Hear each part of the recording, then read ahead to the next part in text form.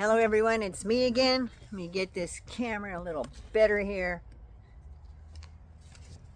There, how's that? Before we get, it's on a friggin' slant.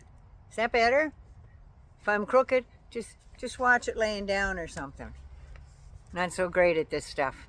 But I'm going to talk a little bit about Alligator Alcatraz. And a little earlier in the comments in my last video, somebody posted, did I know anything more about it? And I was in the middle of investigating and doing a little writing on it. But I'm finished that article now, so I just thought I'd just put it out there now. So if you're new to the channel, welcome. Hangers on, you know how I feel about you. I thank you for hanging on.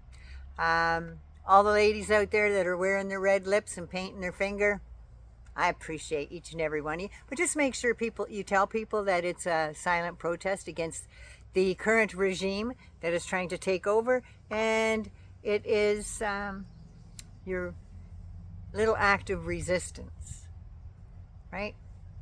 All right, so before I get started, there she is up there, Miss Vivi. Viv, look at mommy. There you go. You get a hello, and okay, I'm just going to watch to see who's coming next. So anyway, let's get into this, shall we? Alcatraz, Alligator Alcatraz. I got most of this story from CBS News, CBS Miami, actually. And the article was written July the 3rd. I haven't found out much since then. I don't know if they're keeping it under wraps. But anyway, the facility at Dade Collier Training and Transportation Airport, which is no longer, by the way, the new signs went up on, that was, let's see, Tuesday, on the 2nd, on the Wednesday there, because, yeah, Thursday, went up on Thursday on the 3rd. But anyway, never mind, neither here nor there. They were put up in bright green background with big white letters, Alligator Alcatraz. I'm surprised it didn't have a little logo of an alligator going by with a person in its mouth, but it didn't. As of July 2nd, the first group of immigrants has arrived at the Everglades Buchenwald, because that's what I'm calling it, concentration camp, deep in the Everglades. It took only 8 days to construct that mess. In the coming days, the number of beds will increase 500 at a time, thanks to our partnership with Florida, says Tricia McLaughlin. She's the Assistant Secretary at Homeland Security. And it should be McLaughlin because she is absolutely ridiculous, I'm just saying.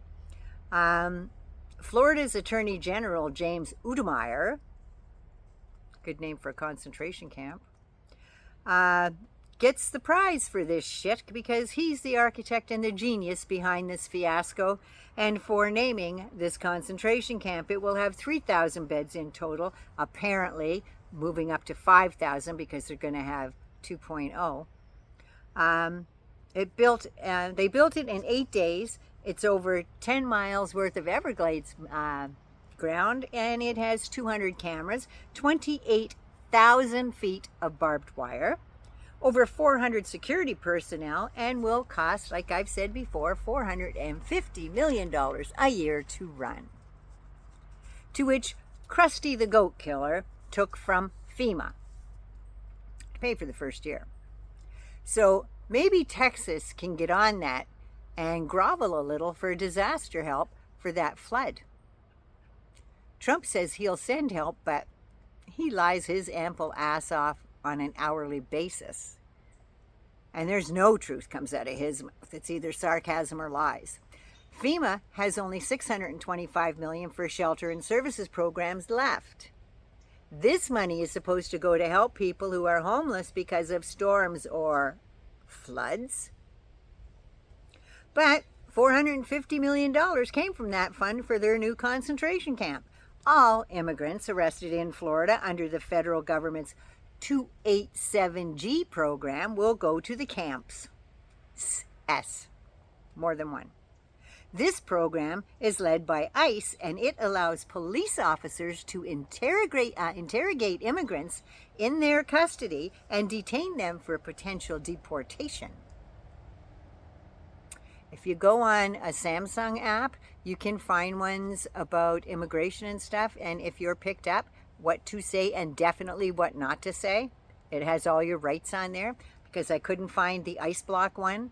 So there's a bunch of those on there. Maybe some people need to look at those. Lawmakers went to conduct their inspection for oversight. Yeah. To inspect the conditions, health, treatment, and safety of the detainees. They were denied entry. Surprise! They were trying to stop this first one before it becomes the national norm. And you know these things are going to be all over the United States of America. And apparently they are going to house pregnant women, moms and their kids at this facility in these tented cages. Yes, each tent, folks, has cages in it. There has already been flooding the day after it opened. And that was just a rainstorm. Can you imagine a hurricane whistling through there? Now, if there are 200 cameras, thousands of feet of barbed wire, almost one guard for every 4 people so far, only one road in, why in the hell do they need to put people in cages?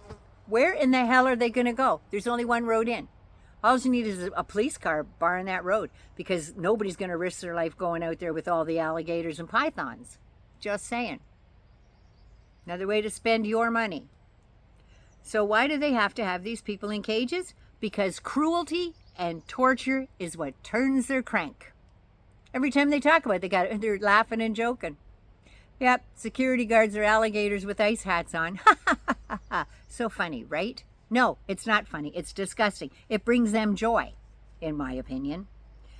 The Miccosukee tribal leaders say they are on sacred ground and there are medicinal properties that they need access to. And the airport closed in the early 70s, so these tribal nations had full access to that area until now. The airport closed in the 70s and it is prone to heavy rain and flooding. That's why they built it there.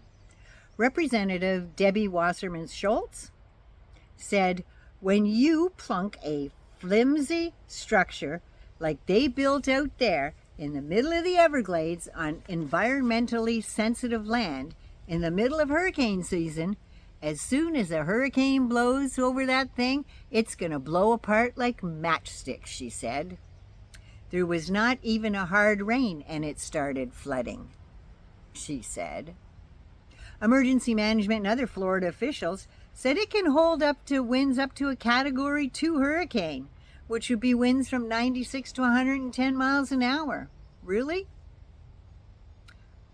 I've seen trailers anchored to the ground, picked up like they were a friggin' piece of dust and blowing 2 miles down the road. How do you think these tents are going to do? And how do you think the people in those cages are going to do? But the contractors shored up the flooded areas, though. What about the rest of it? These jokes about Alligator Alcatraz wearing ice ball caps have sparked another idea. The Republican sadists out there are selling the caps and t-shirts as a fundraiser for the Florida Republican National Committee, because of course they are. Oh, and food trucks started arriving on July 1st, and a huge outrage began. Because what happened on July 1st? That was the grand opening. Who was there? The Mango Moose Knuckle, Krusty the Goat Killer, I think Stephen Miller and all his disgustingness was there. And the food trucks that showed up that day: Kona Ice, Churromania, Elote Lovers, and Mischievous. We're all over social media. A video has received over 22,000 comments on these people, and people are calling out to boycott these businesses. I would have thought they would have had a military field kitchen there, all set up not friggin' food trucks, because the military know how to look after that stuff. And actually, they cook pretty good out in the field. I'm just saying, been there, done that, wore out the t-shirt. No nutrition whatsoever with these food trucks. It's all fried foods. And God knows what's in that cheesiest stuff. Mischievous, whatever the hell. Ugh. It's like that squirt cheese you get. It would be cheaper to feed them rice and beans. At least there'd be some solid protein in there and not all that grease and garbage. So of all the companies, all those companies went online and made public statements. That was not part of the event that we endorsed. We do not align ourselves with political or ideological agendas, and we never have. Our food truck was booked to provide a service, nothing more. My ass. They paid you really, really well to go out there. You didn't know it was a political event? All you had to do was drive past that big Alligator Alcatraz, and unless you've lived under a rock, you would know that that's an immigrant detention camp. And in my opinion, highly illegal. But did you stop? No. You went through there because you got some of this.